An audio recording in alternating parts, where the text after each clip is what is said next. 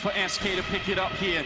Trying to walk through the smoke, but it's just not going to happen. SK Gaming, second major championship in a row. They are your winners.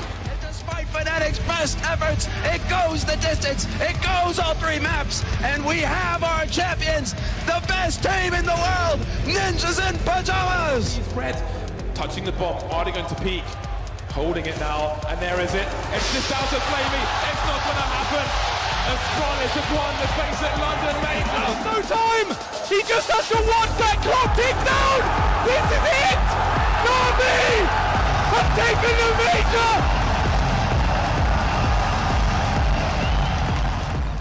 Hello everyone, welcome to another episode of Time Travel LAN, the content everyone claims to love but nobody watches, but we're doing it anyway. We're going to finish it.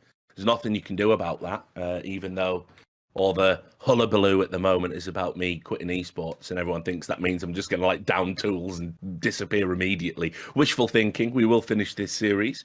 Obviously, it was just like our final Brokeback scene of you like, I just can't quit you esports, and I'm like, been saying that for fucking 7 years, haven't I? Like, you know, but like obviously as well, you know, it's a fitting end because it's about, you know, history and talking about all of that.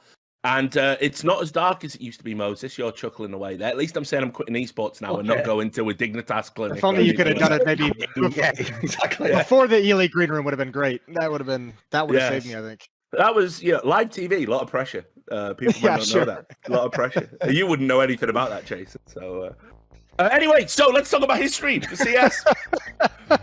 So we're at the quarterfinal stage where we've got the best teams throughout history facing off against each other. The quarterfinals are Astralis, the 2018 version were Magisk versus Streak NiP. We have 2019 Grand Slam Liquid versus 2016 Luminosity. We have 2021 Na'Vi, the team that was denied an era by cruel fate, taking on 2018 Super Team FaZe. And 2014 Virtus.pro versus 2015 Fnatic, a matchup that actually did occur due to the proximity of their periods of relevance. So we're going to start with Astralis versus Streak NiP, just to introduce the panel. You know him, it is Moses, former coach, commentator, player. He's done a bit of everything. Sponge, a caster now, but was an analyst, and of course was famously the IGL for Renegades. And of course Duncan Thorin Shields, the esports historian, but not to just leave his achievements there. Also been an award-winning journalist, a commentator. You know, between us all, I think we've got all the bases covered, right? So let's start with the Streak NiP. Obviously, a legendary team. For me, there's a tweet people keep bringing up now that I'm like, you know, getting on to something else, and they go, Richard said he was quitting back in 2013. He said he does this all the time. He won't really go. And obviously, at 2013. What you all have to remember was, I mean, CSGO was in a terrible state. This is pre the arms deal update. No skins, viewership was down. There was a really strong sentiment among the 1.6 players. We will not play this game still. And people were saying if there's a 1.6 player playing this game, they're only doing it for money. HLTV were even running articles to that effect. I think famously, the guy who runs the website said that they, you know, were like standoffish about even covering it long term. It was a very weird time for CSGO. And on top of that, I don't think the game was in a particularly great place in 2013 either, from what I remember. And yet, somehow, we were essentially piecing together a competitive scene.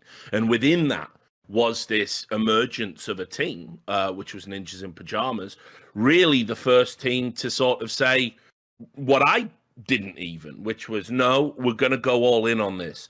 And we're going to commit to it, and we are going to treat it like you would any other professional pursuit. And it was an incredible assembly of like legends from 1.6, very good players from Source. And they went and they ran with it, and they were kind of initially a beacon of light, you know, in what was a very, very dark time for CSGO. You know, there's another timeline entirely where if we don't get that arms deal update, CSGO is dead in the water, and we're all doing something else by 2014, 2015. So, for me, thank God it's the time travel land and not the metaverse land. Yes, exactly. We will do that multiverse. That's all I had. That was my addition to your introduction. No. So Can we go to the multiverse where Renegades were good? When I was on the team? And then... I feel like Doctor Strange should be like, there is only one outcome. Yeah. We'll do the multiverse content some of the time. Yes, but for now, I'll get you guys to kind of chip in and talk about, raising the bar and setting the standard. There's a reason everyone on this NiP team is a household name, right? Sure. I'll even say this, like, it's actually funny. I mean, it's technically just because Dignitas just shared the roster. We don't know if any of them will get picked up. But right now, as of the moment of this recording, none of the original 5 players from that team are in an active CSGO professional team anymore. So it's even somewhat fitting that we're doing it now, because now is actually the moment when really, like, there is no last wind to be had at this point in time. Even if they play a pro, it's going to be the last sort of footnote on their careers. So the thing I would say that's great about this team is the way you set it up, I actually think is the key narrative. This is where you can always trust the mainstream just pleb narrative to be wrong, totally wrong, because the pleb narrative genuinely was NiP is ruining CSGO. They're the reason nobody would want to watch CSGO because they always win, and the fact that they don't even occasionally lose is going to kill CSGO. I actually have the opposite opinion. I'm more in Richard's camp. I actually think that, by the way, first things first, to have 2 incredibly good 1.6 players who at the end of 1.6 were on top of the game, be the best players in the world, is the perfect thing for a new version of CS. Especially, by the way, a version of CS that looks way more and feels way more like Source. By the way, if you need people like Get Right and Forest to be gods in that game, if you want anyone to come over and play it and believe it's a legitimate game, because obviously it would undercut their own legends if they're like, only shit players are good in the game. Oh, wait, Get Right and Forest is the best. Oh, I guess it's a good game then. And also, along those lines, as a team, they showed that the game had value. Like, the fact that they won so many matches, if people don't know, they weren't just stomping all these games. They weren't all like 16-6. They won a million games that were like fucking 16-14 and like, like the fucking super close. So what they showed you was like, it's a real legit game. Like, you can play from behind, you can win clutches, you can come back into a game on the hard side. What they actually showed was what CSGO is possible, what you could do in the game. So I agree with you, Richard. They were a beacon to me. Like, if anything, what they did was they carried CSGO during the period when the game was the worst and the scene was the worst. And then finally, when we got the majors and the arms update, that was when actually other people obviously then saw the point of being in CSGO, and then we got this amazing competition. So if it wasn't for NiP, I could see a game with world where this game just like false started and it was irrelevant. Like, what people don't think of when they complain about NiP winning all the tournaments is go the other way. Imagine it was like that period. You remember the famous period in like late 2016 where there was that stat where like 9 LANs in a row, like a different team won. That actually isn't a particularly great period, if you remember. Like, those aren't the most fondly remembered, because that actually makes it feel almost random. It's like, well, who did you get in the semis, or what was the group like, or where was the tournament held? Like, obviously someone who's in America is going to claim the American events easier. I think the fact that NiP just dominated every tournament from the beginning for like 10 months or whatever, all around the world, all opponents, like, it actually made CSGO have legitimacy, in my opinion. I think to reinforce, just to reinforce what Duncan's saying there, the first bit about it being 2 of the best players in 1.6, right? I think it's also important that they were Swedish, because Sweden was always the best Counter-Strike region, right? So that's important as well, that the fan base was already there to support a team who would go and continue and just show, it doesn't matter what version of Counter-Strike is, Sweden is still the best, right? And I think that was important, because before the major, I think we probably mentioned it last time, but we had like the McNip. I know it was like voted, but they still had a McDonald's burger that was McNip, right? So it was a big deal in Sweden, this NiP team and the brand behind it and everything like that. So, and also, I think them being unbeatable for some time, it made it, there was a bit of lore behind the start of the game. Sure. These guys had this like special breeding program of having sources mixed with 1.6s. The sources kind of helped get the 1.6s online with what they needed to know about the geekiness, the nades, and maybe some of the mechanics of the game, as you mentioned, a bit more similar to Source in the beginning. And then they just ran with it, and they had this free-flowing style where they would use that raw individual ability that they had from 1.6, just fucking bopping everybody. And then you'd have Fifi and Freiburg there doing, their geeky nade stuff from Source, and it worked perfectly to create this team that was a great way to define the start of CSGO. So I think that they're hugely important to where we are now. The conventional wisdom, right, was that very games, having come from a period of 4 years of dominating Source tournaments. I mean, their record was insane in Counter-Strike Source. It was just, you went to a tournament and very games won, and the only real exception to kind of that was the 2012 Copenhagen games, which was Source's sign-off. And that was because that was just a bunch of crazy shit was going on all pre-CSGO.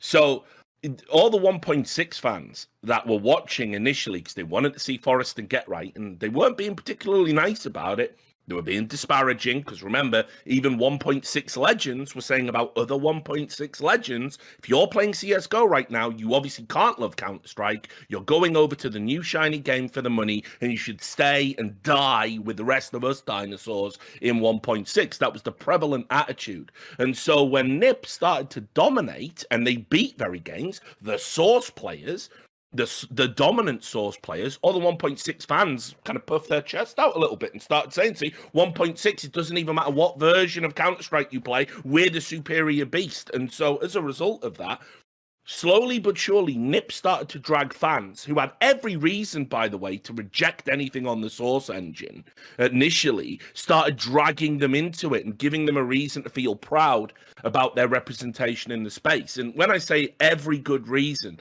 people need to understand historically why 1.6 fans couldn't fuck with Source right from the start. It was a massive error of judgment. 2005 World Cyber Games in Singapore. People probably don't remember this, but because Source had been released at the tail end of 2004 into LAN cafes, and then obviously came out with Half-Life 2 as attached, it was the big game. Everyone wanted to push it. And the World Cyber Games in Singapore did this like ridiculous thing where you had like qualifiers on 1.6, but the finals on Source. So two separate games. I mean, this is how fucked and wild esports was back in the day. So I'll be fair to the 1.6 fans at the time. They didn't like Source. They thought it was an easier game. But hey, this is a big tournament adopting it. Let's watch. And that version of Source was not fit to be played on. This is pre-Jedi making Z block and all this other shit. It had a ton of bugs. It wasn't ready at all. And that tournament basically turned a lot of 1.6 fans off Source for life because it was too soon. So they've always had a warranted skepticism about things on the Source engine. And for me, the duo of Get Right and Forest walking away at the top to go and compete in this game when they could have easily milked it for a few more years in 1.6. Another 1.6. Yeah, fuck yeah. Sure. Yeah. Then they brought the 1.6 fans into CSGO and they started to build a fractured scene. Yeah, I think the biggest thing with those NiP guys was also just like, even outside of like the actual game, they pretty much carried the narrative for Counter-Strike for like even well beyond this kind of streak, right? Like even past the 87-0 run. So that was I think the greatest thing early on, was that they had all that pressure and all the eyes and all the skepticism, as you guys are mentioning, especially with the are they killing Counter-Strike for being too good. But I mean, just like all those big early moments in big games that actually showed that Counter-Strike could be just what an exciting moment that it could actually deliver. Like the Lemon Dogs on Dust 2, like the retake with that last second defuse to make that comeback happen. That was like one of the crazy like early moments that we saw when them being on the verge of being defeated, and a miraculous comeback after that. So I mean, I just remember those guys all the time towards the end of that streak, and even a little bit after, was just like so thankful when they finally lost. Like those guys carried all the pressure, the weight of the scene for just 2 years. Like the rivalry with Very Games was there, the need to win a major to really cement their legacy was there after the 87-0 streak. And I just remember those guys being so relieved eventually when they lost, and so much of that pressure was taken away from them. It's crazy when you think about it. Like when you just think back about how they pieced it together, right? They brought the NiP name back with Heaton. So you had all the old Counter-Strike fans in. You had all the new 1.6 fans in, with obviously Forest and Get Right, so people are keeping up to date with who the best players in the world are at the time of this transition. And then like Fifi and Freiburg, it's not that they weren't popular in Swedish Source by any means. Like Fifi was in CGS, right? So like they had all the bases covered of all the key components of Counter-Strike. The history with Heaton, the more recent stuff, and the hardcore fans who like the harder game of Forest and Get Right, and then the Source boys as well. When you look back on it, it's fucking perfect. Like you couldn't have scripted it any better. It's crazy how it worked out in hindsight. This is fuck yeah, NiP. We got lucky. This way, one thing that makes me really think about like the impact this NiP team had on CSGO is, there was that news recently where, because he's not on Dignitas anymore, obviously, as a stand-in, Forest played that tournament for Fnatic, giving like throwback vibes. What's funny is, I've always said this, is that's how you can tell when people came into CSGO, because to me, Forest will always be Fnatic Forest. That's who he was in CS 1.6. Like the joke is, to every fan, he's NiP Forest, though, isn't he? Like that's essentially, even though the game itself took a lot more longer to get to the scale of 1.6. That in itself shows that essentially what Richard pointed out, the characterization of the game from the top 1.6 pros and even from like the owners of HLTV was, this game will never come close to what 1.6 was. And the joke is, that in itself shows that it did. Because by the end of CSGO, you associate Forrest with a fucking CSGO team, not with CS 1.6, where, by the way, some people consider him the best player to ever play that game. So that's a pretty big statement in itself. That's why this team, I know obviously when we directly compare them, it's obviously the most unfair comparison because it's the most recent best team ever with like a best team ever from 10 plus years ago. So obviously like on the harsh comparison, it's unfair. But I think the cool thing for me is no matter what way you chop it down though, even if you try to do all those angles of like the scene is smaller and all this, like understand winning 87 LAN maps in a row is impossible. Like I say impossible because it doesn't matter that this one team did it. They're the exception that proves the rule. No one else will ever do that. To win that many tournaments in a row, probably impossible again. Like, but the joke as well when we compare them, by the way, is the one team actually, funny enough, that might compare to them is the bloody Astralis squad. Like they almost beat their nuke streak. They had loads of tournaments in a row. They had the mega dominant era. So it just shows how like it's different. You're dominating in different ways because one's at the nascent scene, one's at the scene at its peak. But it's different types of domination for me. Well, Yeah, no, go on, Chase. It's good. Even consider the parallel with that, with the Astralis, the dominant Astralis, who also had the argument made against them just very recently that they were going to kill Counter-Strike because they were just too clinically good. Yeah. Everyone was just like, this team just does not make mistakes. Their utility is perfect. Their team play is perfect. They are so good at the game. Nobody can beat them, and it's going to destroy Counter-Strike because this team is just going to go on winning forever. So having that same parallel between these two teams, completely different eras, what, like 6-7 years apart in a timeline, I mean, it's just kind of hilarious, and that's just a testament to how dominant Astralis was. And no one's ever going to match that 87-0 streak. Obviously, that's going to be an impossible record to break for the rest of time. But I mean, even just the fact that you're able to get to that point in 2018, where fan base, the community thinks you're going to actually diminish Counter-Strike because of being that good, is such an impressive feat to attain.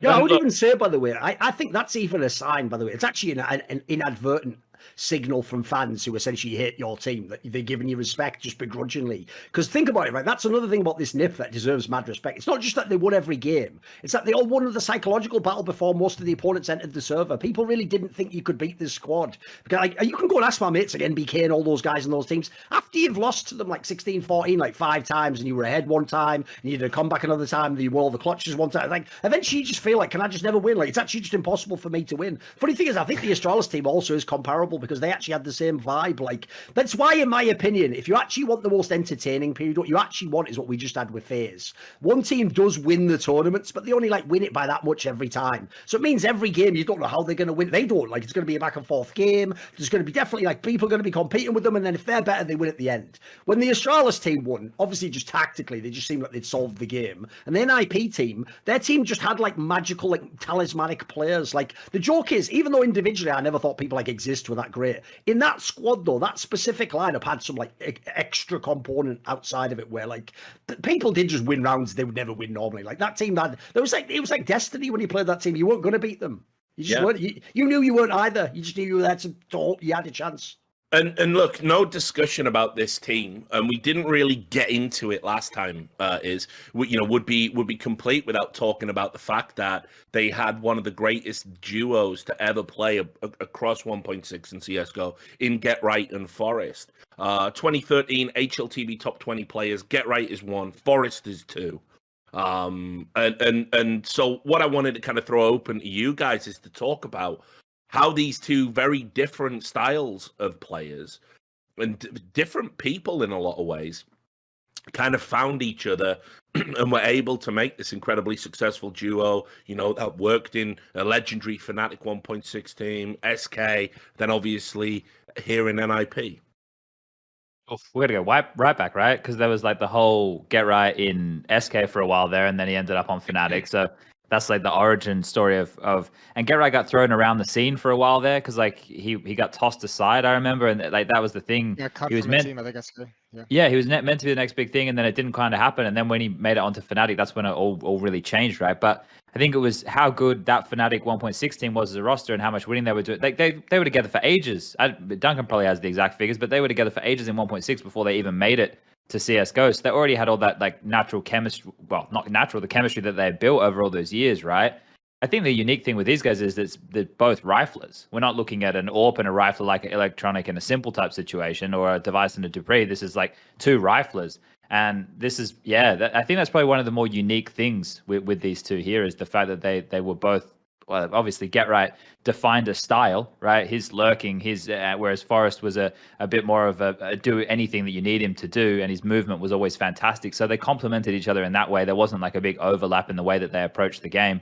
But I just think that for me, it would just be the chemistry that these guys had had for so long is what made them able to work off of each other so well and be so instrumental for the NiP roster.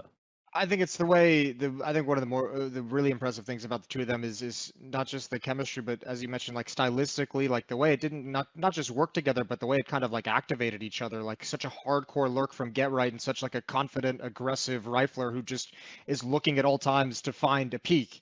Like he's trying to find a fight at all times, and as soon as he gets one, and he's one of the greatest players of that era, like all of a sudden GetRight's hardcore lurk is way easier because it makes the defense or makes somebody shift, and it makes an opening for GetRight. So just the way, like stylistically, to a certain degree, I bet they didn't even have to work on it. I bet they just eventually just kind of realized, like, holy shit, if Forrest is going to be just going and getting his 1 kill per round, that's going to open everything up for GetRight, and obviously he had a field day with it. So just the two completely different styles on extremes was always, I think, such a good thing for that team. I'll throw this something to you, Duncan, because obviously you were back there and you'll remember.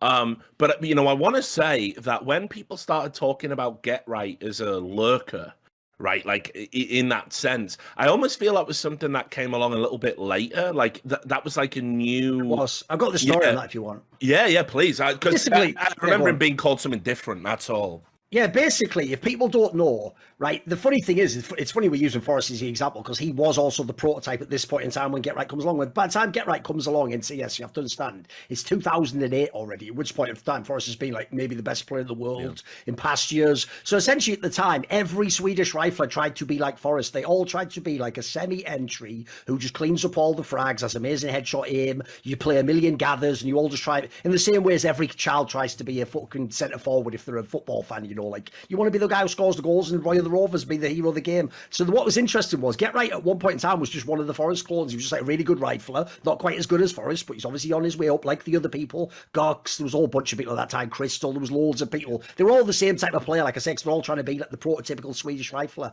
But the cool thing was, when they were in Fnatic initially, and it worked like gangbusters and they won everything, actually, here's what people don't know. One of the reasons when the team later split up as to why there was eventually a divide is that Khan, the in-game leader, actually sort of low-key felt like GetRight was a bit too much of a beta. Like he just felt like, nah, he watches the scoreboard a little bit too much. He's maybe like hanging around at the end of the round to get the easy, the exit kills don't matter, but they add on the scoreboard. So what's funny is it actually was initially causing him like friction within his team. And then basically when he left and they went to SK and their in-game leader they acquired was Robban, now coach of FaZe, he said to GetRight, basically, like, we're going to lean into that style. On this team, you're going to be a bastard. Everyone's going to hate you because you're going to play the most annoying style of play ever, where I just want you to lurk all the time. That's all you... Essentially, the genius of this, by the way, is why I'm giving mad props to Robban, is what he figured out was that'd be a really awkward conversation to have and sort of wean someone off that if you wanted him to be a different type of player. But if you've already got Forrest, mate, you don't need another Forrest guy. You've got... Get this guy. And if he wants to be a bit of a beta, tell him be the best beta in the world. In fact, you know what? I'll attach responsibility to you. That's even your role now. Do it in this way so that tactically the eyes yell, I know what you're doing, and I can sort of like position what we're doing and use pressure and stuff like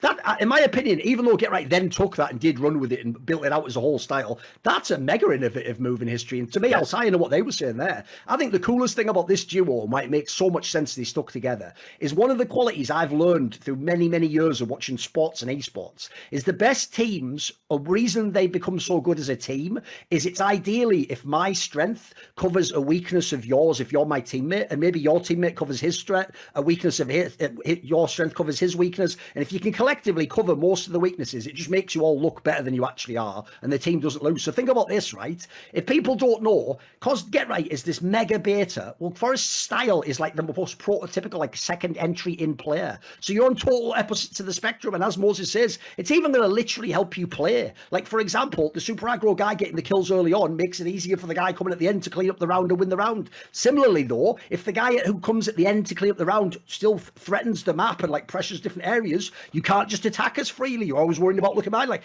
these things work. You could see it in the game, the dynamic, just like you said, there's no way they sat down and planned this out. It just works. This must be one of the most simple chemistries that came together immediately. And then I'll throw this last detail in, which is these guys even really did have like the Kobe Shaq element where they should.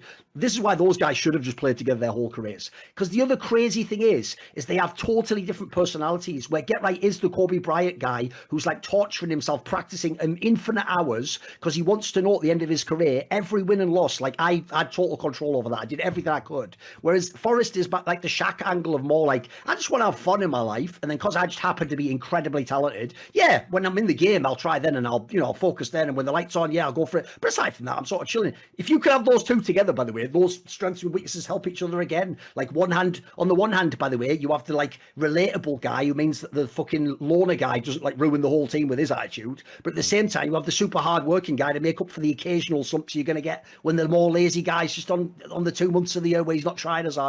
I even think you almost couldn't make two teammates that are more perfectly suited. And if you ever listen to interviews with them, they're one of the only pairings I've seen that don't appear, at least what they'll let on publicly, to have ever had any issues. They seem like they had like the happy marriage their whole fucking careers together. It's actually amazing. I've never heard of that because behind the scenes, spoiler, you might think Neo and Taz love each other. The amount of times they've fucking torn my ear off, complaining about the other guy, then just gone back and played with them, won the next tournament. Like, most teams aren't like that, guys. Like, for these guys, for real, like, just they're like brothers, mate. It's mental.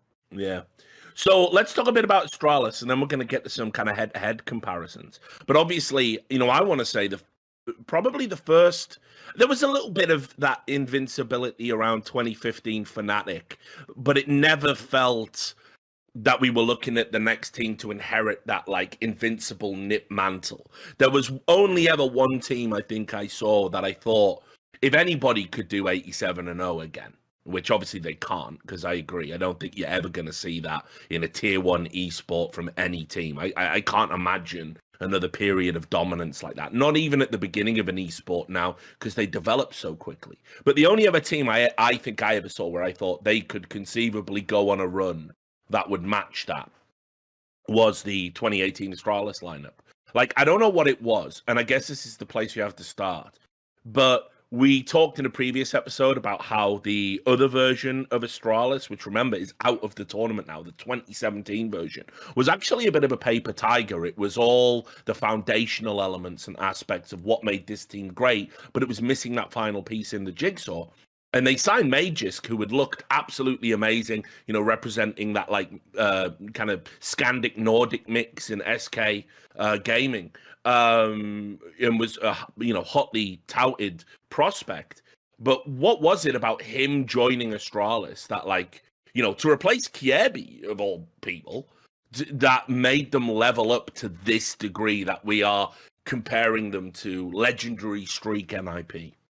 I remember at the time around there, I know for me personally, my angle of it on desks back in those years was that there was no like X factor for Astralis that could really be like any kind of like a round changer, that can just turn it around like 180. Everything's going to shit and he gets the double kill that actually spins it back in your favor.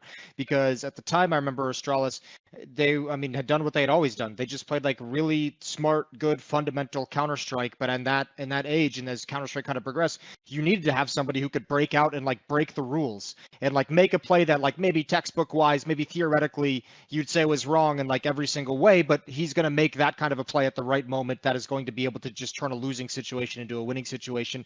And I think Magisk just fit that bill perfectly coming in from his previous teams. So I think that was a huge factor to it. And then also if you think back to like some of like the dominance from NiP in the streak that we're talking, we gave them NiP Magic. And if you look at Fnatic during 2015, it was like the Fnatic hive mind is what kind of propelled them.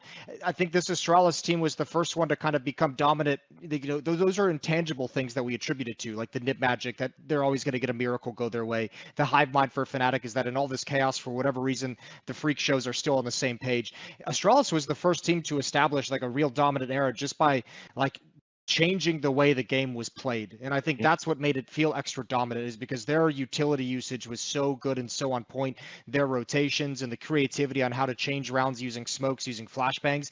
I mean, if you talk to teams in the era who played against him, they'll just be like, yeah, I mean, most of the time when you play against Fnatic and you just don't even know how you're dying because you're just blind. You just don't even know what's coming, and there's nothing you can do to actually stop it because you're blind, or you're eating a grenade, or you're playing with 30 HP every single round, or you're fighting in Molotovs constantly. So I think they really showed the rest of the Counter-Strike world that utility wasn't just some like kind of joke that's nice to have from time to time, that you can actually use it to make real game plans.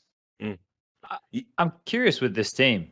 Like, there's a lot of ways that we can go with this, right? I guess we need to sing their praises as much as we can here first.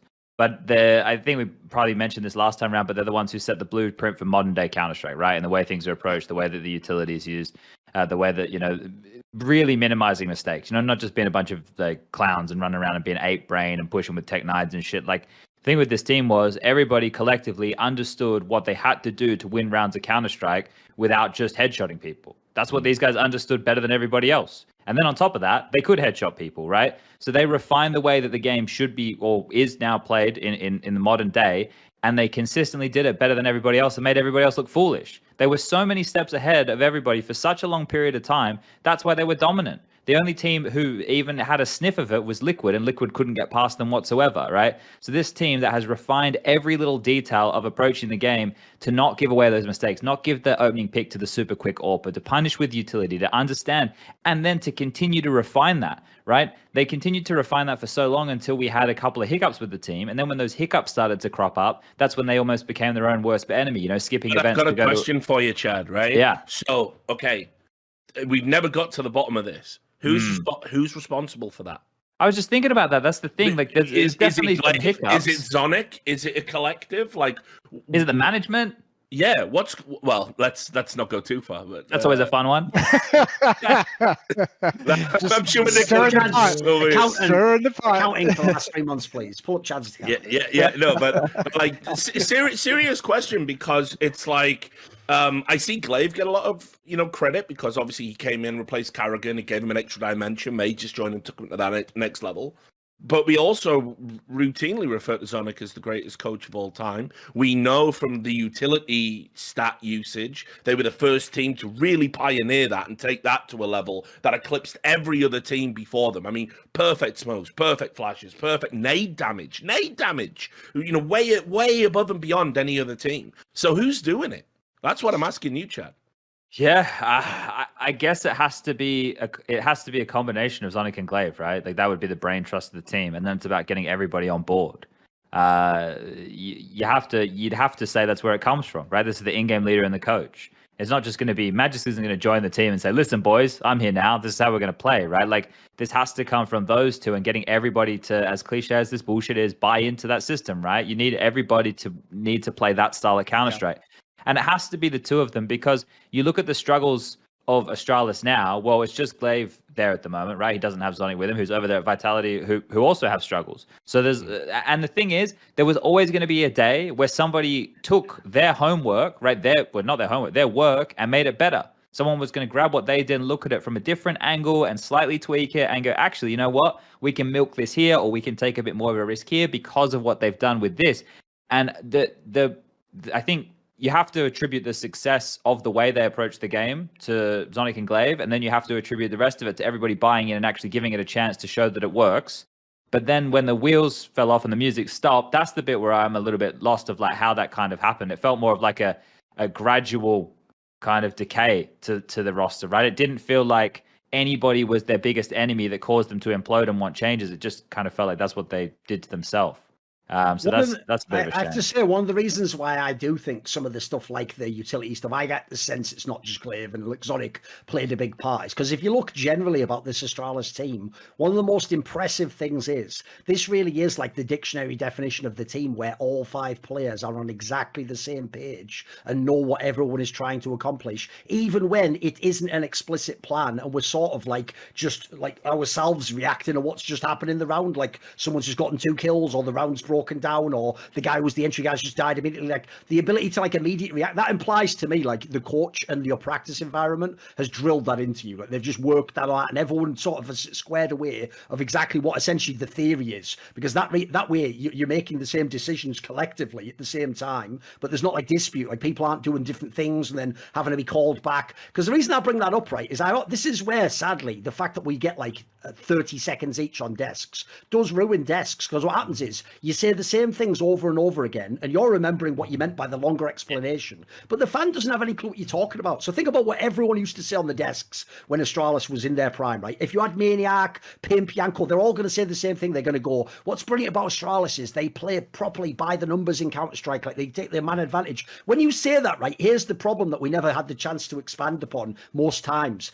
Every other team in Counter-Strike doesn't do that. The other pro teams do not play like that at all. And in fact, even the other, like, think of the best teams at the time Astralis was around. It was like Nico, Carrigan, FaZe Clan while it was still around. It was Simple and Zeus, Na'Vi. And it was Team Liquid with Narfalege Twists, right? Right. If you look at those squads, they don't in any way play like perfect, like science Counter-Strike and like always by the night. So I actually think the part we undersold to fans was it's actually impossible that they could do that. Like you could have one player who's really smart and he always makes the right decisions. Like the idea a whole team does that, that is a marvel of Counter-Strike to me. I don't think anyone will ever be as good at that. It's actually one of the reasons, as a slight aside, in case we want a little topical reference, it's actually one of the reasons I personally think that now that Na'Vi doesn't have Boomich, I think the narrative now will be how amazing Blade is as a coach. Because, mate, that tournament, I just watched him play with a stand-in. Dude, they didn't even have their IGL and they're doing like disciplined holds, like nobody peeking. Like, how is this possible? Like, that has to come from the coach, in my opinion. Like, there's no, the likelihood all the team wake up and they're just all on the same page. That sounds to me like you've all been drilled to see the game the same way. So it's speculation, but I think a lot of that had to come from Zonic. Yeah, Jason? Yeah, I mean, I'm trying to think. I swear to God, we had to have asked them this question at some point during this run in a broadcast. Like, there has to have been an interview. I can almost guarantee, and maybe I'm misremembering, maybe I'm just making it up, but I feel like you can't take what players say. You have to take all that with a pinch of salt. Especially Astralis. Even if the players say Zonic, if Dupree tells me Zonic's doing a lot of work on flashbangs and smokes, I'm gonna believe that. But yeah. I think without having that definitive answer or being to call up a clip right now, off YouTube or something like that from a post-game interview, I think, without 100% knowledge, you have to kind of attribute it to Zonic. I don't know if I would prescribe the utility usage to Glaive, but maybe like a more tactical philosophy on how he likes to call and how he likes to get his team involved. And I think those two things probably meshed really well. And I think also let's not forget either. I think to a certain degree, part of the magic of Astralis was it was the first organization to come out and say the players don't have control of this roster. That was the first one that I can remember where they said Zonic, the coach, gets to decide who's on the team and who's not and who's playing and who's benched. And that was the whole thing around Kerrigan getting benched, where everyone was like, what the fuck? You're benching one of one of the best in-game leaders of the time up to that point. And it was like, yep, it's my decision and we're going to change the way this team is going. So I think, when you consider they bring in Zonic and then obviously he's getting the backup from the organization to be like the man of the team who gets to make those decisions. I think you've got to give him a lot of credit, not just for potentially the smokes and flashbangs and utility usage, but for bringing players in who are going to, work in his vision. Remember as well, Zonic's the one who said, yeah, Config on paper right now is the better player, better stats, more star power, probably straight up more firing power, but he's a mess and he showed up late to the interview and he doesn't want to do any kind of PR work for the team. So fuck him. Let's get Megaskin. So, I think you got to give a lot of credit to Zonic, even if it's just not for the utility usage, just for ensuring that he put together this team in a meaningful way moving forward. Yeah, but that detail, that for real might be the first time ever a player wasn't signed for stuff that had nothing to do with in-game reasons. Every other team in history, you just had that player because he's the next available good player, and you just had him, of course. Exactly. Yeah, what I was going to ask you there is, Duncan, as well, because obviously, back in happier times, when you and Devo were on better terms, I think another aspect. On better terms with the whole world, to be fair. Yeah, exactly. Not just me. Yeah. Who changed Devo? Was it me or was it you? It was you, wasn't it? Not said. Because Chad talks about the management aspect to this, but look, this is where you have to give credit to Astralis, because it wasn't just Sonic being. I don't want to use the word authoritarian, but him having that level of influence and input.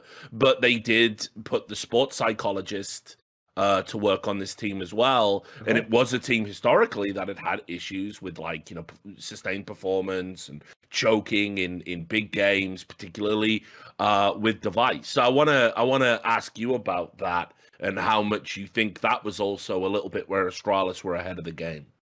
Like, that is one area, absolutely, I would credit the org, because here's the issue. There's plenty of orgs might give lip service to this idea, or maybe they just send you on like a seminar or a course or something. But actually, back then, it was very rare that they would actually invest and get you the sports psychology yourself. Like, individually, you can make an appointment, obviously, but the idea they would provide them. And in the case of Astralis, people don't know, they provided multiple. Like, there wasn't just that Finnish woman. She was there like the first couple of years. I think for this lineup, she was only there briefly, and then they went to the other guy. I think it's actually the person who's moved on through the org to some other org now. They had another guy there, he might even be in Heroic now. There's some other famous Danish guy, I think was the sports psych after that. And all I'll say is this: I don't think any of those guys ever have like the magic bullet and they can fix everyone. But the idea is you just want to give it a go and you want to try multiple people and you want to try it with all the players. Because I've always said those issues, that they're very rarely ever one player. It's why the Team Liquid one doesn't make sense. Anyone who thinks like, I've got it, it must be Elise because he's the only one left. It's like, that doesn't even make sense, mate. Like, it's more than one person causes like choking issues in a team. So to me, you have to throw everything at those problems. There's no real solution. You just keep trying things until they work. And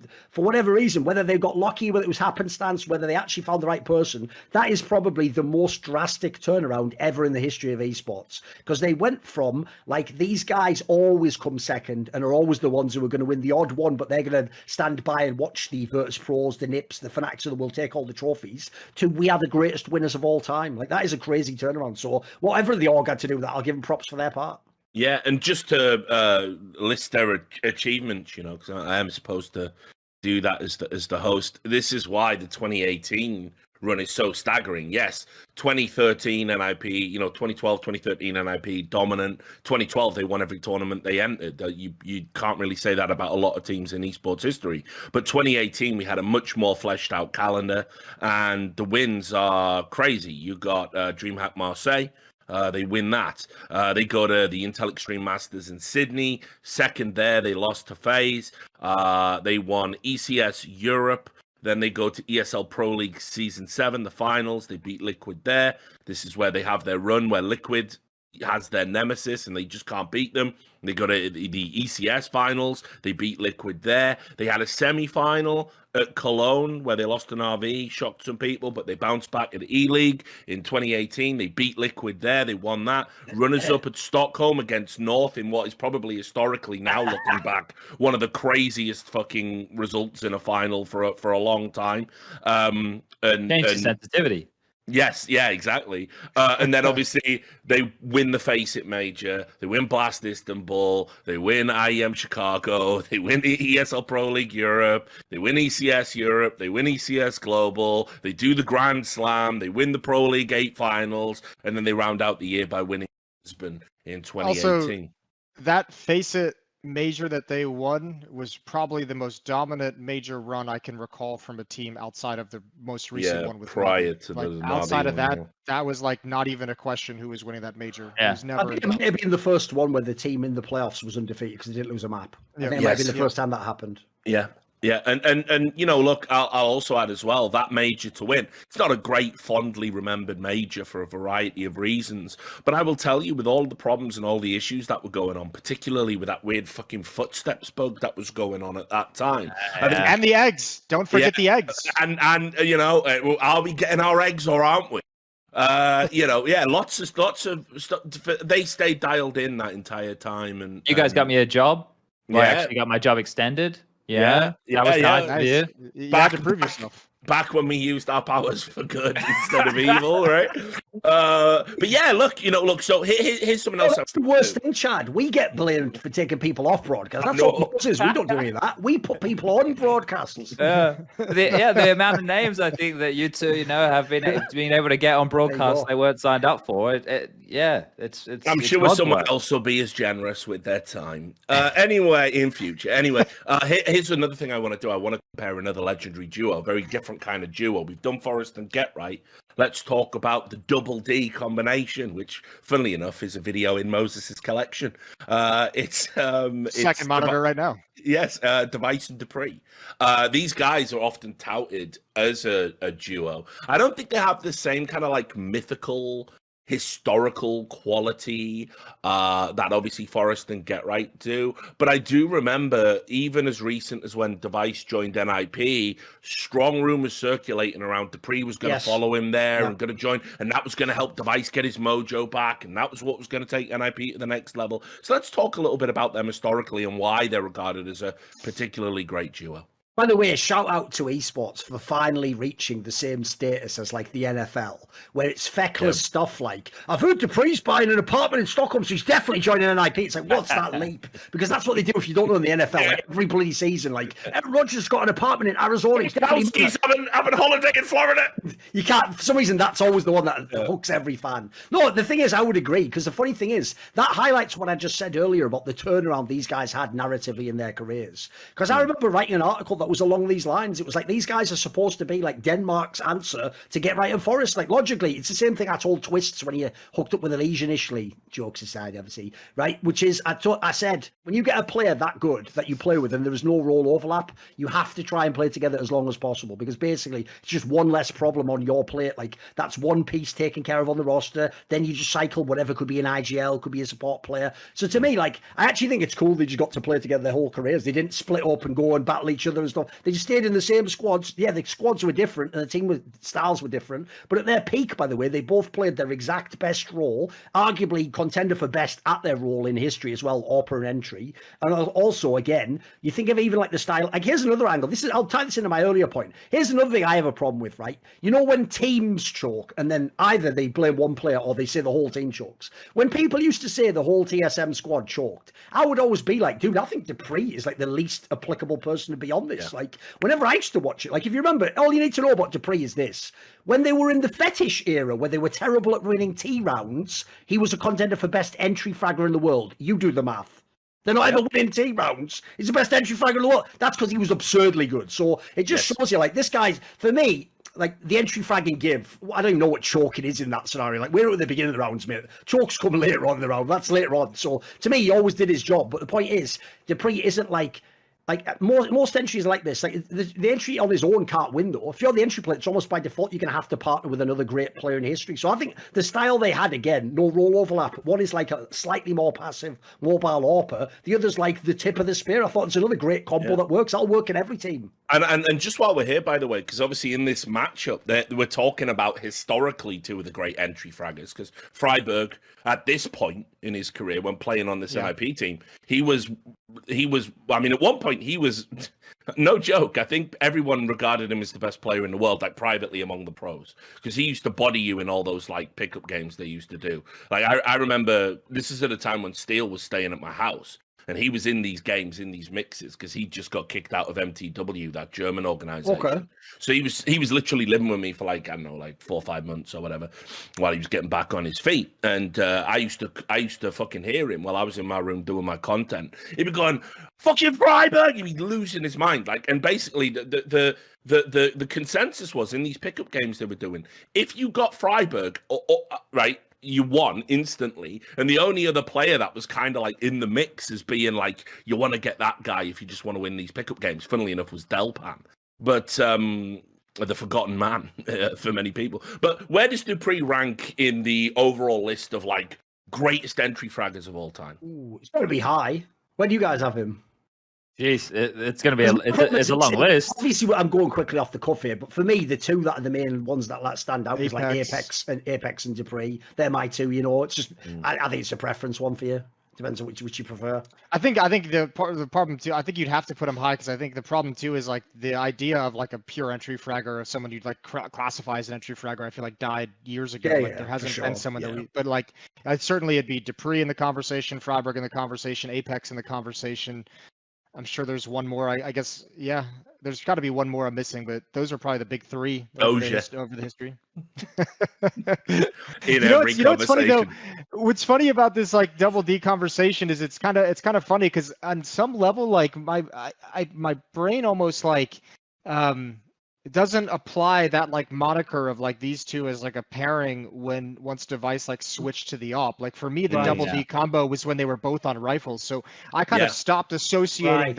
that like duo brand once Sure. Device switched over. It more stayed in clutches and shit, right? Like yeah. just more for commentary purposes or whatever than like. Yep. But they in terms of like actually in the server, they would have had more to do with each other than what Forrest and GetRight would have, right? Yes, Like they would have absolutely, yes. Forrest and GetRight a bit more spread out, whereas Device and Dupree, they're the pack, right? You'd have Glaive in the mix there, obviously Zip somewhere else on the map doing his own thing, right? That's where there's a bit more pack involvement in that. But the thing is, it's like comparing the duos. I think that like if we're looking head to head on the duos, you have to say that a Device Dupree duo is more potent anyway than a Forrest GetRight duo, regardless of like player ability and stuff, because of like the role. Right, we know how strong an AWPer is in Counter-Strike, especially in the last couple of years.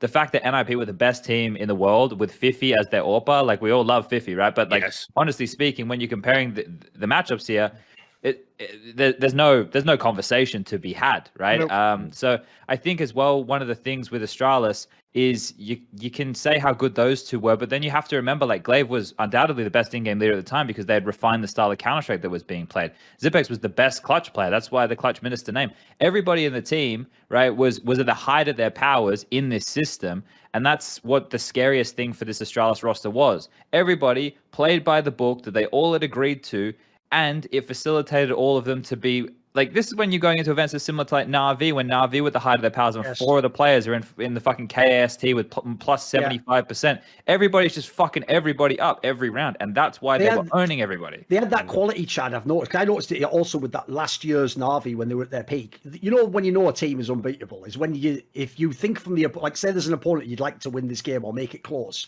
So you start putting yourself in the mind frame of the opponent, right? And you realize, shit, there's actually no players I would hope are left in the 2vX from their team. Like, if you're on the other teams, like the classic examples, if you go back in time, it's like, think of the old teams where like Smiths was sticking around too long. Like, you want those players to be alive in the 2vX. When the team is at their peak, like you pick any of these five, if it's like Glaive and Magus, you might still lose it.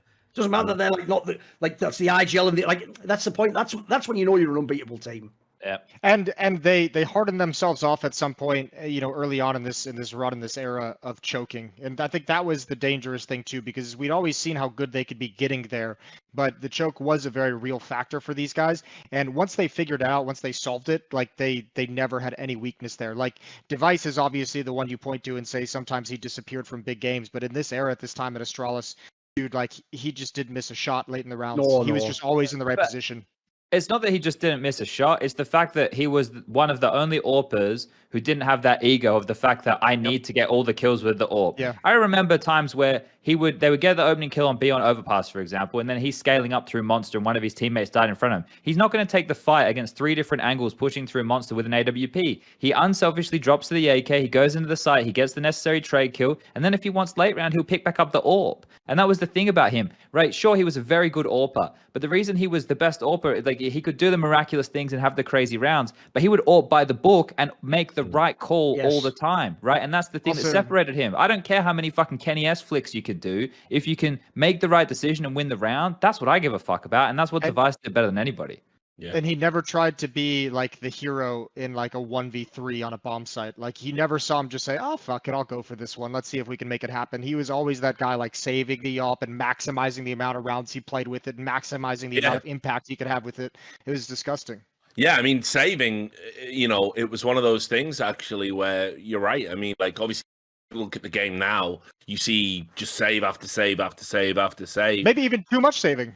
yeah, I would even go so far as to say, probably the pendulum swung a bit too far the other way. But this was at a time when, you know, like Chad says, Astralis did everything by the fucking book, by the numbers. It was percentage plays across the board. And that's why Device at this period in his career, you know, and I know a lot of the Zoomers watching this won't even know that he didn't start out as an AWPer. This is why he was such a good, consistent player. It's why he was always in those HLTV top 3s, top 5s, you know, year after year after year. And it's why many people, you know, do say when we start talking about a GOAT within CSGO, Device will be in the conversation, not because he ever necessarily hit the peaks of a Simple or anything like that, but because he was just brutally consistent all throughout Astralis' success. Very rare to see him take a dip once he got over the kind of question mark TSM period hump in those The point semi-finals. there about saving, I also think, a bit of nuance people will miss. This is also why, to make the greatest team ever, it has to like fit the player personnel. Because on a different type of a team, Device actually might, I mean, he wouldn't be as extreme, but he would veer more into the territory. This is what people used to say before this squad of like, he's saving too much, like you should have gone for that, etc. Yeah. But in this team, because they were so tactical and they always bought correctly, by the way, this team almost never did like the panic half buy. They were really disciplined with like, let's get the full guns because we've got the best T side. So if we just get the full round economy, we're going to win the round, right? Because they were so disciplined with that. Device's saving actually was a boon. It helped their team. They always saved at the right time. Like, there's another thing about their squad. It always felt like they had more money than everyone else. Like, how did they always have a fucking buy? Like, they were probably the best team ever at managing the money. That's also, by the way, definitely the coach has got to have something to do with that. Coach and IGL have to be on the same page with their players for that. Because again, another thing in pro Counter-Strike, I know people are thinking, but it's pro Counter-Strike. There are a lot, like those old Sean Gares videos. There's a million times in pro Counter-Strike an idiot just buys at the beginning of the buy round, and people aren't on the same page, or but I thought we were going to force, like, and it's like don't get a smoke or whatever. Yeah, that happens all the time. Yeah. So look, let's get to the head-to-head comparison. And I want to remind you guys that before we do this head-to-head comparison and then go into our vote, it's time travel LAN. So we are not bringing back the players that NiP are now, obviously. It's at the peak of their powers for both teams, right? That's the premise. So let's just do our head-to-head comparison. Let's just start with the IGLs. Glaive versus Exist. Who wins that one? Why do you have a smile on your face, Richard? Tell me, why do you have a smile on your face? I'm just asking questions, Moses. Exist was a fragging in-game leader in the beginning. Like, it wasn't that he was dead weight. Like, he wasn't one of those like me, for example, right? He actually contributed to the scoreboard and his team, right? Like that's the case. Yeah. So, but if obviously when you talk about in-game leader, you're talking about what they bring in terms of the approach to the game. So that's why Glaive wins hands down there. Like, I would say, like, on par with the skill, yeah, probably pretty similar. But in terms of the approach to the game and the way the game's played, you have to go with Glaive, right? I understand that they needed to learn from that NiP, but still, like, where they took us, they got us to the moon, right? Astralis got us to the moon. So I'd have to go with Glaive. Glaive's also not just the tactics; he's the best fragging in-game leader. Like at that point, like in terms of just give Electronic some time, mate. All right. Okay, well, you're time traveling into the future, it would appear, but at this very moment. We haven't seen that yet. Fair enough. Nice prediction. 2024 Navi is in the grand finals of the Time Travel LAN. Yeah. But no, just his ability to frag and, like, dude, the angles he would have through smokes, like on Nuke, if you remember how much of a nuisance it was crossing the secret against Glaive. Like, what a nightmare. What an absolute nightmare. And look, my view on Exist has kind of softened a bit down the years. I think, with the exception of the veto stuff that obviously me and Duncan made into a meme, you know, he was a really solid, like, I don't ever think, by the way, that he sort of wanted to be like, you know, an IG. Remember, historically, he'd just been a player and played under other IGLs in 1.6. I think it was like this group of 5 players really liked each other, really wanted to play with each other, and Exist was like, I'll do it then. I'll be the IGL, right? And so, you know, I think looking back, I'm more inclined to give him a pass for like some of the veto stuff was inexcusable, obviously, but in general, I do rate him. But yes, he is going head to head with the greatest IGL of all time, in my opinion. So I think that's a win. I'll just say, look, this way, I will say a little bit on Exist Bar, because obviously he's going to lose this fucking category, isn't he? Like, I will say, as an actual fragger, it's one of the better fragging IGLs we've ever had in CSGO. He also, by the way, was mad underrated in clutches. There's one thing that never went away, by the way. Even at the end of his game, like, you could still win a clutch out of nowhere in a mad 1v1 if people both have half health and you don't know where everyone is. There's a guy you put your money on. He's going to win a few that you won't expect. So, by the way, when you're already on a team with all these legendary players, little contributions like that matter, like being clutch, adding things in. I even think, by the way, to some degree, if you think about what the Swedes are like, one of the problems with some of the NiP players is some of them are a little bit too chilled. Like, he's one of the people who adds a bit of the fire. I know he seems super quiet, but he's a mega fiery personality, like, inside, if you know what I mean. Like, he's a guy, like, by the way, even though the joke here is obviously he wouldn't, like, don't worry, Glaive won't be picking cash against you here, will he, motherfucker? Whatever. Rude. It's my mother. She's not involved in the veto. Whatever. But yeah, basically, She might do a better job though. There you go. Well, even for the sake of being polite, I'll even say the reason why. Basically, the reason why the vetoes all looked super weird to everyone else is because, again, this is how much you believe this or not. The NiP squad at the time, they have a couple of times in history where they claim privately in scrims they were like the best team and they were just torching everyone else. And so what they claim is their vetoes were based on like scrims. So like in scrims we were better than them on, say, like Inferno. But the problem is these would be like when at the time the team they're picking it into like just statistically is the best team in the world on that map. So it looks like this is suicide. Why would you pick that? So I'll give them the benefit of the doubt. The problem with that obviously is we don't give a fuck what happens in scrims. We only care what happens in the server. I'm sorry. It's just reality. Yeah, and look, I'll just say as well, at least the NiP veto was always interesting. It's really dull. You know, where we're at right now, you can unless you groove.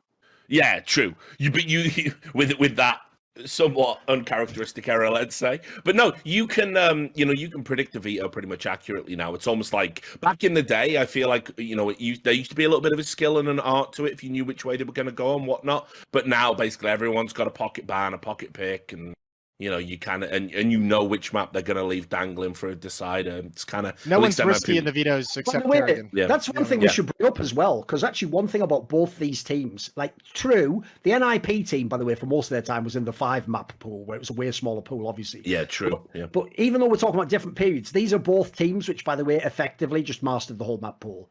Like the point is, if they chose not to play a map, they just chose not to play that map. They definitely could have played it. Like, think about this classic Astralis. So obviously at the beginning they had the permaban cobble removed immediately anyway. But after that, remember they banned cash for ages, right?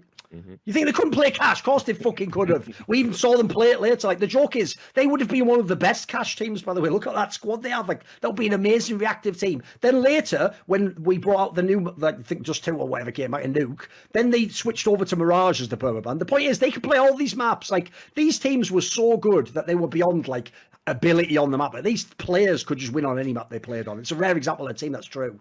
Yeah, that's a good point. We did forget to bring up the fact that this Astralis lineup magically had all their worst maps removed from the map. That helped massively.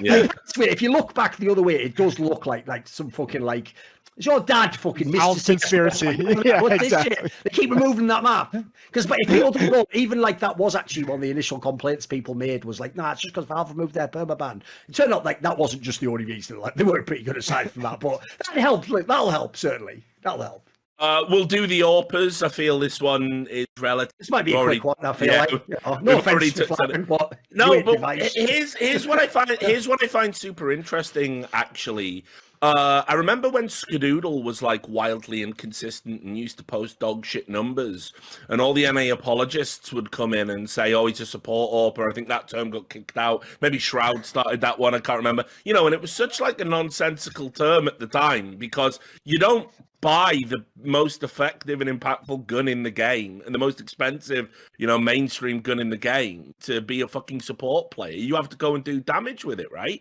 But was Fifth Lauren an early fallen?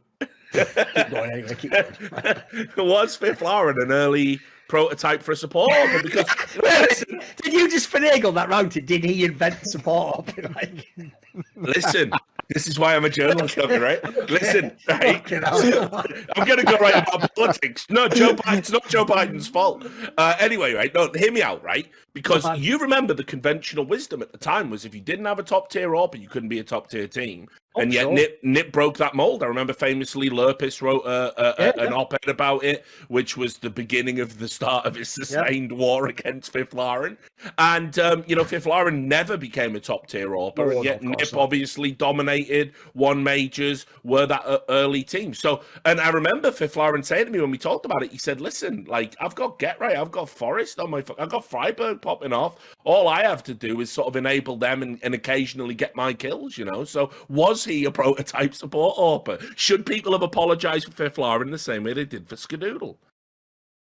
Who were the big standout AWPers at the time? I'm trying to think. Like Astana Dragons, the team that stopped their streak, right? They had Markov, but Markov wasn't AWPing a lot. Markov didn't AWP a lot then. Yeah, Kenny and Guardian were around at the time. They were around. It's got to be Kenny and Guardian. But JW. It's not like they were. Yeah, but the JW style of AWPing was not anywhere near the way that 50 was playing the game, right? The Danish one with the C, there was him as well. There was a few. There was a couple. There wasn't tons, I'll admit. There was a couple. Yeah, but with Jedi being one of the more impactful AWPers, he was like an entry AWP. Yes. Like he wasn't like so He was a wild card. I don't know. I think like because they had Forrest and Get Right, they didn't need a good AWPer. That's the way I look at it, right? Like so yeah, to support the best pieces they had on the team, Fifi just had to hold an angle while the other two did what they did. Like that, well, the rest of the team, obviously Freiburg getting involved. Like Fifi wasn't needed as the owner. We're talking about how good Freiburg was in the entries, how good Forrest was being that second man in. So if Fifi just needed to hold his territory, whereas like Device, he was, being set up. He could completely take over maps, right? How many times could you say that about Fifi?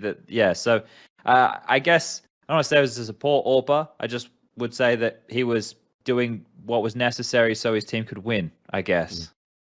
As Also, diplomatic as that is.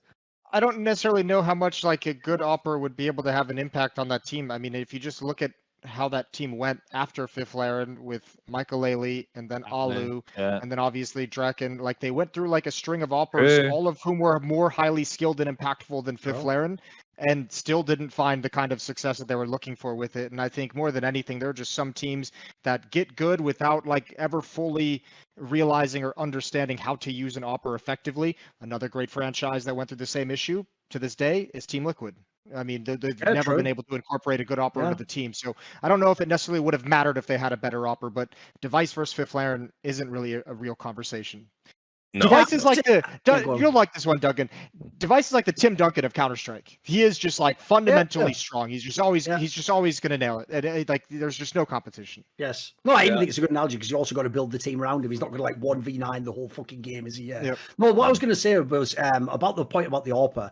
In my opinion, that's why these all-time greatest teams of all. That's what makes them the greatest teams of all time. They can like buck the rules. Like for example, obviously NiP basically did dominate the game utterly without an AWPer. Spoiler: at the end of CSGO, when you make a top 20 list, tons of the players are going to be AWPers in these lists with all the MVPs. It won't matter. Na'Vi arguably almost had an era just now without a proper IGL. Like you go through the line, like the greatest teams can make it happen without. If people want like an analogy to sports, I'll use it the European soccer one here just because I'm thinking of the audience, Richard. I would give the analogy here to how you can play without an AWPer. It's like Man City having no real striker. Like it doesn't matter that that's a knock on them. What they do without that is amazing. And the point is they have so much surplus of midfield talent. You can make it work. The point is they're the exception that proves you can make it work, even though, yes, 99% of the time, of course, you would want two good strikers, wouldn't you? That's how you'd build a squad. So, the problem with that argument is this. As ever, if you take it into the abstract dimension, I think Lopez is totally correct. In theory, if you could have put in a world-class AWPer to that team, it becomes utterly unbeatable. The flaw is, at the time, they were still winning. So I personally wouldn't make that change while you're still winning. I would make sure that you're losing. And then secondly, it's not like think of the names we were just listed. It's not like you are bringing Guardian into a Swedish team. Like, again, we have to get some Nordic talent at a minimum, if not Swedish, right? So the point is, who are you taking? Who are you picking it over him? Unless it's someone like the aforementioned Delpan, there's not many names. There's not many people you could even take at that time. So to me, you took the hit of whatever he didn't contribute as an AWPer for what he contributed for the team play and the presence in the squad and the fucking camaraderie and all that shit. Like that doesn't count for nothing. Sure. Next up, Peak Get Right versus Peak Zipnix. Jesus. Oh, Joseph and Mary. What I'll say is this. Do you remember this? I think it was still in 2013.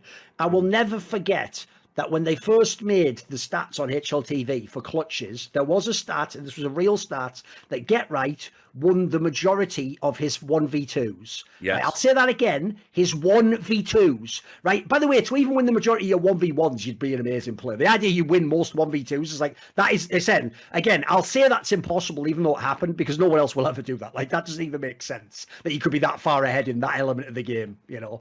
Yeah. So even though Zipnix is absolutely like one of the best clutch players ever, like Get Right's actually one of the few players in the cat. For me, people like Shocks and Get Right are in that category with him, mate. Yeah, no, for real. That was always something that pissed me off. The idea that Get Right kind of got consigned in history to being like, oh, he's the prototype lurker. He's the guy who invented the style. Like, he's like some old kung fu master. You know what I mean? But it's like, yeah, he was a big fragger. But a clutch player. Like, you were never out of a round if Get Right was alive. Like, real talk. Like, anyone who watched him play knows that for a fact. And when the whole clutch minister thing started around Zipnix, I was like, you are meant to give those super cool nicknames to the first motherfucker that does that. Yes.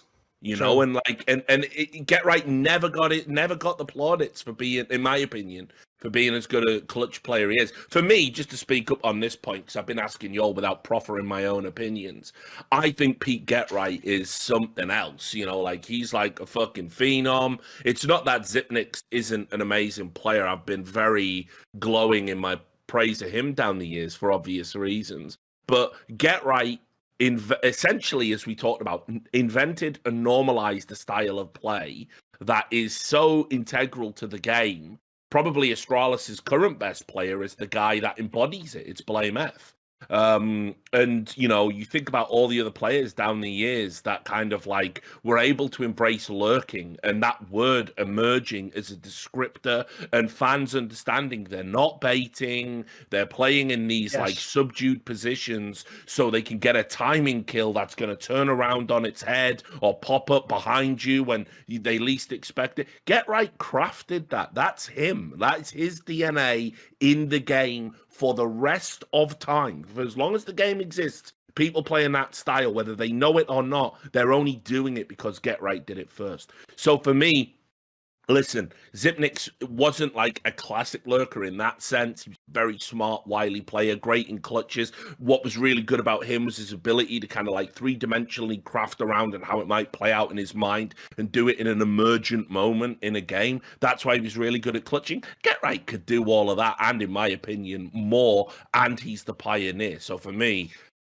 Get Right wins this hands down. There are different elements in the team as well, right? Like Zip here was a supportive element who would come in clutch, whereas Get Right was a star player who, as you're mentioning, the impact he could have. Sure, we're talking about but he could also have impact elsewhere within the rounds as well. Whereas like Zip would do more of the supportive stuff, he'd anchor the bomb sites, and then when he would come in clutch, you know, it was miraculous how often he was doing it. But when you're comparing the two, Get Right was the best player in the world in 2013 and 2014. Like, you know, that's Zip's biggest or most unfortunate thing in this comparison. Great in the clutch, but you're comparing it to a guy who was back-to-back world #1 player, right? So Get Right has to win just by virtue of that fact alone, right? So I'd have to go with Get Right here.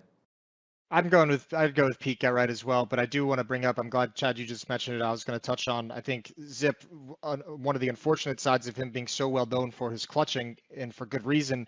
I think he often gets underrated in his performance as a bomb site anchor on maps. Like, I think there's been bomb sites in the past, like I think Train Inner bomb site, where I think there's very few players who have been able to make the best decision in those moments and be able to actually play the anchor role to as effective as Zipix had across his career. So I think he was frequently underrated on the CT sides for his ability to kind of hold on to a bomb site and his ability to use his utility in those situations. But yeah, I don't think there's any way you can go against Pete Get Right. I would also say as well, the key distinction between the two for me is this. Get Right is, like, as you say, it was the best player in the world, and then he's amazing at clutches. The part of what makes Zipnix so deadly is I almost feel like because his normal game is he's playing like shitty support spots, etc. It lulls you like into the sense of security of like, I'm not playing against their best player right now. So then when in like 1v3s when he keeps winning them, it's like, this just doesn't even feel fair. Like, what the fuck? Now that guy's winning all the rounds. Like, think about this historically. Like, mate, that fucking that overpass A bomb site may as well just be Zipnix's office. How many fucking impossible clutches he won on that one bomb? Like, I must have seen him win like 10 1v4s on that site or something mental. Like, this is a guy where, like, this is why I think it's even fair that he loses this category, because it shows that Astralis wasn't just the best players ever. It was like the best team ever. Whereas the difference is, like, NiP has some players that are the contender for best player to ever play the game, of course. The next one up, obviously, we talked a little bit about it. Peak Dupree versus Peak Freiberg. Old school fans aren't going to know this is way closer than you think. Like, because basically, if you don't know, the problem is this: like, Peak Freiberg, absolutely, it's like that joke Fifth Lara made on like Cluj Poker on the desk. Remember when he compared Freiberg to that hero from Dota 2? Which one is it? It's the one that's like a bull or something that charges. Spirit Breaker. There we go. That was what Freiberg's style is, like that fucking famous Marshawn Lynch clip where he's like, if you just run through a motherfucker's face again and again and again and again and again, and they're like, and they just like, they ain't got a problem no more. You're like, all right then, fucking hell. That was like how he did entry fragging. Like every other entry frag, I remember, it's like, oh, it's the angle you take and the timing and can I have a flashbang? Freiberg's was just like, I run around with gun and shoot you. It's like, well, that works. Tell you what, that fucking works when it works. That might be the problem in this comparison for Freiburg, though, right? Because like immediately when I think of the two players, I think of Dupree being more versatile, and like both of them have like showstopper moments. But Dupree's probably because of recency bias stand out a lot more in my head than Freiburg's, right? And I think Dupree as a player overall, the versatility that he had, sure, he was great in the entry, but I feel like we've seen him in the past do secondary AWPing stuff, right? We've even seen him have to pick up the AWP when Device has been out for whatever reason. So like this one here, as Duncan said, I think it's like much closer than people would imagine, especially if they're just looking at the two players today. But Dupree would edge him out for me. Yeah. I have the same kind of take. I would say this is actually only a close comparison if you just restrict it to the entry fragging debate. Right. Outside of that, it's well, I would go so far as to say, commensurate to the time period they played in, if we just isolate entry fragging, Freiburg wins, in my opinion. Personally, there's a reason he's the king of banana. Like there was no other player at the time that could be guaranteed to run up banana on Inferno and kill both players on the site. It just to do it with such frightening regularity, he was a fucking nightmare to play against. Everybody knew it at that time. So yes, but I will add, of course, by 2018 the game has evolved a little bit. Let me take that, because that's the issue to me. Is this like one of the reasons I always said I actually like, if people don't know, there's a famous year, I think it's 2018 actually, where everyone else like HLTV had Magisk as the second ranked Astralis player, but I remember I had Dupree as my second ranked. And the reason why was when I think of Astralis and tons of the epic games they had to win, one of their go-to maps was obviously Inferno, the map that everyone in CSGO plays pretty much, except rare teams that veto it bizarrely, right? Everyone plays Inferno. You just think of Dupree on Inferno, and here's all you think of, Chad. He is coming out of the boiler door, and he is going to go on a timing to the lane, right? And that, by the way, if you want to have a nightmare job in Counter-Strike, try doing that as your professional job. You come from that area into that lane. Oh, I'll tell you all that happens when you do that, by the way, is the second you step out, you get flashbanged or electronics in the pit, and he headshots you instantly, or a guy or fucking Fallen is up near those boxes to your left, and he moves out and shoots you, or someone's in the graveyard and he shoots you, or someone's slightly behind the fucking edge of the apartments and he shoots you, right? If your job is run there over and over and over again on T-sides, but you're making it work consistently, you actually know a lot about Counter-Strike. You are not just running in like a moron, just shooting people in the head. Like you actually understand like scouting of where they can be, timings of what they're going to do, how to play off your own utility. Like, in my opinion, that's an example of where I think people like Glaive actually get a bit overrated, because it's like, mate, who was the other guy's entry fragger? Does he have this setup? Does he have the same logic in his mind? Like, what are we doing? Like, we're not working with the same tool. So in my opinion, he was an amazing entry, was Dupree. It's just that, as Richard's alluded to, the game was way more developed at this point in time. Like, this is when you have much more of a sense of what people are going to do. The reason Freiburg's was amazing, it was the Wild West, and he was just running and knocking every motherfucker out. Yeah, he was amazing. Oh, he was Billy the Kid for sure. Yeah. And so that leaves well, actually, okay, let's do this one, because this is the unfair one, I guess. Forest versus Magisk. Yeah, I don't know if any of us could even attempt to make an argument for Magisk here, right? Like it has to be Forest. I mean, I will just say this. Like, I think again, when we look back at what a wonderful incubator for Danish talent that Dignitas roster used to be. And kind of like how many, like he's probably the greatest thing to come out of that. And remember, and also hysterically played for North. North have had, like, if you look at all the talent North let slip through their fingers, I'm just glad they're gone. Like, because it's like they didn't have a fucking clue. You could pick the 5 best players that North ever had on their roster. You probably make a top 5, top 3 team. Really good team. Yeah, it would be ridiculous, and yet they could never do it. And then obviously his time at Optic, he was the core of a team that like punched so unbelievably above its weight. So ever since he emerged as a genuine prospect in that SK Gaming team, I felt that, it was a matter of time before Magisk truly achieved some greatness. But while we're talking about greatness, how the fuck can anyone really go head to head with Peak Forest? I know it's always been a bit of a bugbear because he's in no way in contention. Like, real talk, this is upsetting for people to hear still. He's not in contention for GOAT discussion in CSGO. I know it's upsetting. We all want to believe that, and we all want it to be true. 1.6, have at it. Probably Counter-Strike franchise as a whole. Yeah, maybe, and then you've got other issues, like, Yep. because it spans 20 fucking years. So it's a long time in esports. So, for me, at this moment in time, he brought what 1.6 was characterized by, that your bullets go where the fuck you aim, and if you can fucking aim good, you will kill everyone that comes on your screen. And Forrest was a fucking monster. He was the guy that, again, just didn't matter. Like, how many frags do I need to get for us to win this round? 3? I can out aim anyone right now. And like, Magisk is a fantastic, like, system rifle, if you want to use that term. Forrest was a fucking phenom. Like, his aim, even now, I know he's like an old man now, but even now, like, out of all of the like 30 plus players, it's the best. Yeah, he's probably still got the best raw aim. That's not even here's the trivia. He might have this. Here's what the stat would be. I'm sure whatever age he was, every single time he was that age, he's the best player aim-wise at that age ever. You could probably have that stat in Counter-Strike history. Yeah. By the way, if just in terms of raw aim, probably has better aim than Simple. Like, don't care that Simple kills more people in the game. This is where, by the way, the reason I'll take this now is because people are going to think, you hate on Forrest. No, you hate on Forrest. Here's why. Because you're some fucking pleb viewer now who, realistically, it's 2022 now. So unless you're actually fairly old school, you didn't even see NiP Magic Forrest. And you're now going to tell me what Forrest was like. The reason I know that you don't know Forrest is great is because you think he's at all comparable in, like, 2019.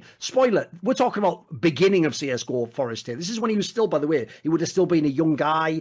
Like, at this point, probably only be like 24 or something by then, 23 or something. He'd still be a young guy, still in his prime mechanically. And actually, in the beginning of CSGO, he, like Richard says, he just came over from CSGO 1.6. He had there was no transition period. He just had amazing aim in CSGO, like he says. The bullets just go in the crosshair, straight to the guy's head. It's perfect. Like, in early CSGO, Forrest was unbelievably good. His only problem was that he played with Get Right. And so it's a bit like, I always thought, basically, Forrest's problem is like when Fur played with Cold Zero. It's like, mate, you can be as good as him, but you play with Cold Zero, he's just going to get the MVP, and that's the way the game works. Like, that type of player, the more passive one who wins the clutch, just has the obvious advantage, unfortunately, on the stats page. It's just the way we calculate plus minus and KST and all that jazz. Yeah. So what I would say is this: if people want to know how outrageously, like, skilled he was, the comparison I would give would be, it reminds me a little bit of, I think players like Twists are a bit like this. Sometimes they'll be around where it's like they almost like get the realization themselves, like, oh, it's just on me as to whether I win this round. Like, yeah, if I actually instantly went headshot that guy and then this guy, I've still got time to kill it. Oh, I did it. Oh, cool. I killed all 3. Like, these guys don't live a normal life like the rest of us. Like, we're all fucking like, oh, can I hit him? Oh, shit. And, oh, technique. Like, these guys just have such, like, it's like they have such amazing game. They really do some, like, karate kid shit. Like, oh, just take a breath. Yeah, man, I've killed all 3. Cool. Like, that's how good Forrest's aim was, basically. He probably had the best aim ever. It was outrageously good. The NiP guys back then always used to talk about how they used to get really frustrated and, like, stressed watching Forrest in clutch situations because he wasn't actually trying to play it intelligent and going off any information. Right. He was just like, where's the fight? He's like, where's the next guy? Where's the next fight that I can take? Let me just wide swing and get a kill. And that was his mindset at all times in clutches. And fair play, he won a shit ton of them. Sure. So it's vote time. It probably took a little bit longer than we said we were going to on this one, but it is 2 legendary. These are like the iconic teams, and there's a place in the semi-finals up for grabs. For me, I'll just start us off. I have a lot of fond memories from that period, like 2012, 2013, 2014. Being so despondent about the future of the game, and then seeing NiP emerge, and it not just emerging, but them essentially all being like just really the people that deserved it. You know, how often do you say that the number one team, the team that wins everything, the team that's iconic, it's all the people who deserve it for various reasons, like good people, people who work hard, people who embody all the best values about competition, the best values about, how to carry yourself as a role model, all of this stuff. That org did them so dirty because you couldn't have got a better 5. Any other 5 players would have walked out on that org the way they were fucking The org versus org battle's an interesting one too. Yeah. When we do cunt LAN, then it'll be a hotly contested match again. No, but like seriously, and it was just they breathed life into a scene that was potentially dead on arrival. That being said, it's got to be Astralis 2018 for me. they dominated in a period where dominance didn't seem possible. We'd just come out of a very weird, mixed up 2016, 2017, lots of teams vying for the top. And once Astralis emerged, once they got Magisk, that was it. That was the next bar. Like, NiP set the standard. By the time we get to Astralis 2018, they're setting a new standard that was already above and beyond NiP. So it's got to be Astralis, although, again, two teams that will live on forever for me. By the way, just as an aside, I'll add this detail in again because people always forget this, but it's perfect with these two teams contrasted. So if people don't know that famous stat that if ENCE hadn't have beaten Astralis at Blast, I think it was Sao Paulo, in that final on Nuke, then they would essentially have tied this NiP's record of like 24 games in a row on Nuke on LAN, won, right?